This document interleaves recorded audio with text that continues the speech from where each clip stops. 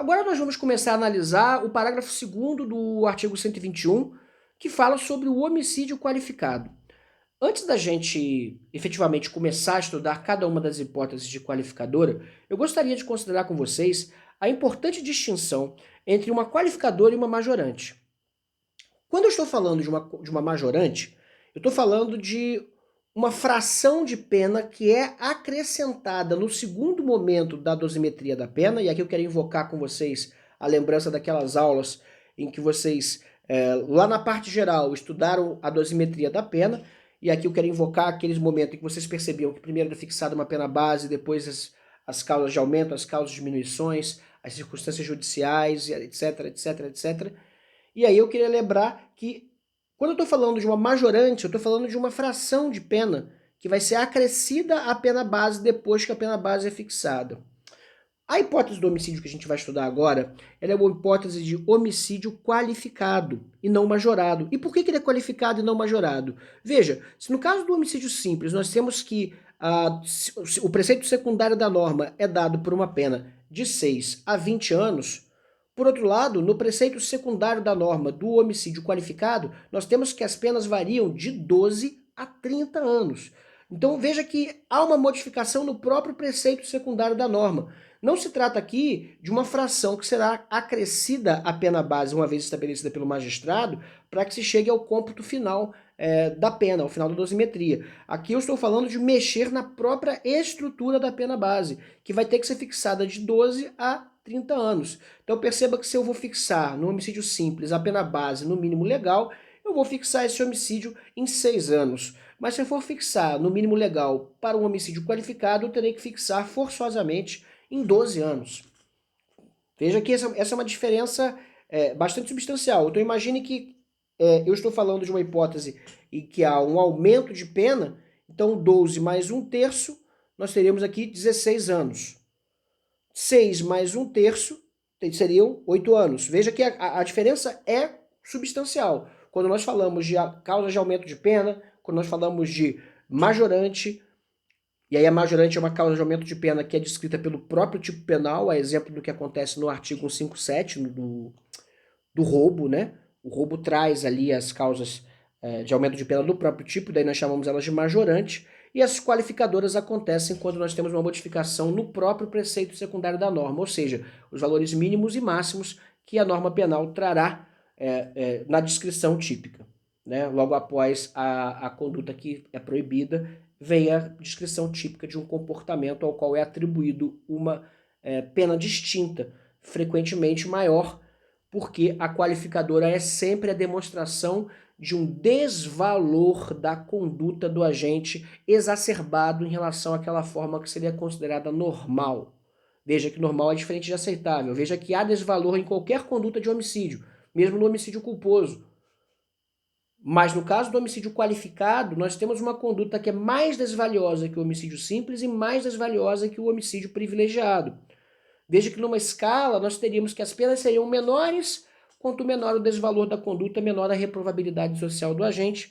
Então aqui eu estou falando daquela régua mental, daquela régua moral e social que os magistrados utilizam efetivamente na hora de fazer a dosimetria da pena. Eu estou falando aqui da culpabilidade, o único dos componentes da teoria do delito que admite gradação e, portanto, permite uma certa maleabilidade argumentativa também. É muito importante considerar que quando nós estamos falando de um homicídio qualificado, muitas vezes a tese que desclassifica um homicídio qualificado para um homicídio simples já é uma grande vitória para a defesa, porque nós estamos falando aqui, de fato, não só de modificar a pena de 12 para 30 anos, a pena base, né, fixada entre um parâmetro de 12 a 30, mas aí caindo para 6 a 20, como nós estamos falando também das duras condições que recaem sobre o agente condenado por crime hediondo ou equiparado a hediondo, que é o caso do homicídio, né? Por força da Lei 8.092, da Lei dos Crimes Hediondos, nós temos que o homicídio é efetivamente... Deixa eu conferir se é a Lei 8.092 mesmo. Me parece que é.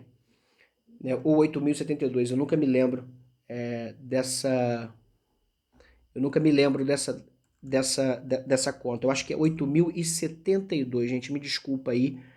Na verdade, a lei dos crimes hediondos é a lei 8.072,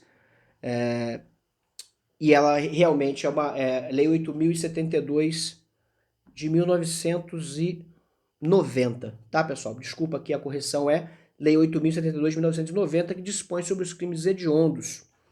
Certo, pessoal? Esses crimes eles são considerados, então, mais reprováveis e, portanto, lá no artigo 112 da LEP, as condições para a progressão de regime são muito mais pesadas, e agora, com as modificações da Lei 13.964, o pacote anticrime, elas se tornaram ainda insuscetíveis de livramento condicional, né? Então, as consequências se tornam efetivamente muito mais severas. Muito mais severas. Então, a retirada das qualificadoras é, muitas vezes, uma grande vitória para a defesa. Né? Efetivamente, o agente vai ser punido, mas não com os mesmos rigores daquela forma hedionda de crime. O tratamento é bem diferente. Pessoal, as primeiras qualificadoras que nós vamos estudar se referem à motivação do agente, ou seja, aquilo que movimentou o agente na sua intenção homicida. O inciso 1 e 2 do parágrafo 2º estabelecem ali algumas modalidades de motivo que poderiam trazer esse maior desvalor para o comportamento do agente, e daí que a reprimenda tende a ser mais grave. Então, o parágrafo 2º, homicídio qualificado, se o homicídio é cometido, 1. Mediante paga ou promessa de recompensa ou por outro motivo torpe. Então, nós temos que, se a motivação é financeira, né, no sentido de que alguém contratou o serviço de um assassino profissional, matador, né, e aí se ele é mediante paga, isso aqui vale tanto para o autor mediato, que é quem faz a contratação do serviço do matador, quanto do imediato, que é o matador que recebe, aí realmente essa paga, ela efetivamente, ela já é, por si só, uma qualificadora para ambos os casos, mediante paga ou promessa de recompensa, ou seja, o pagamento não precisa ser realizado, basta que ele seja prometido. Nós estamos diante da primeira modalidade de homicídio qualificado, paga ou promessa de recompensa, ou por outro motivo torpe. O que é o motivo torpe, pessoal? Eu gosto muito de usar o motivo torpe em comparativo com o motivo fútil, que é a próxima qualificadora do inciso 2. O motivo torpe é o motivo mesquinho, o motivo desvalioso em sua essência. Matou o irmão para ficar com a cunhada. Matou o irmão para ficar com a herança. Matou aquela pessoa porque ela era um político muito influente e que estava no espectro adverso ao seu, e aí você matou essa pessoa para ser bem sucedido numa eleição. Veja que existe uma torpeza, existe ali um componente insidioso no sentido moral, vamos dizer assim. Existe um certo desvalor, uma podridão de caráter, para além do que seria considerado um homicídio, um motivo mais aceitável, como, por exemplo, matar alguém porque é seu adversário há muitos anos ou por vingança. Um valor bem mais edificante, né? Nós temos que considerar.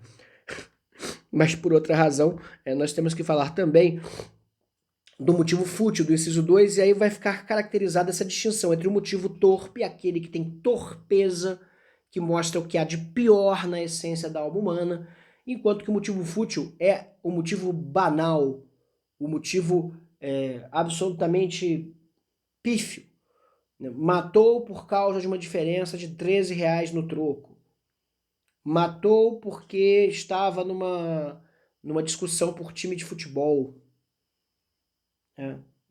Matou porque Jaque Matador entrou dentro do bar, mandou dançar, e aí o Kid Peneira vira e diz: eu não vou dançar porque ninguém manda em mim. E Jaque Matador mata Kid Peneira porque ele não quis dançar.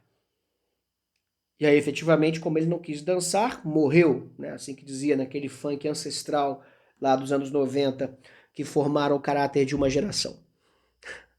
Bem, efetivamente, esse seria o motivo fútil, ou seja, um motivo que é muito desproporcional em relação à ação, seria quase que um motivo nenhum, Não é a mesma coisa que motivo nenhum, mas é efetivamente um motivo que ele é desprezível do ponto de vista da sua intensidade em relação à ação. A ação é absolutamente desproporcional.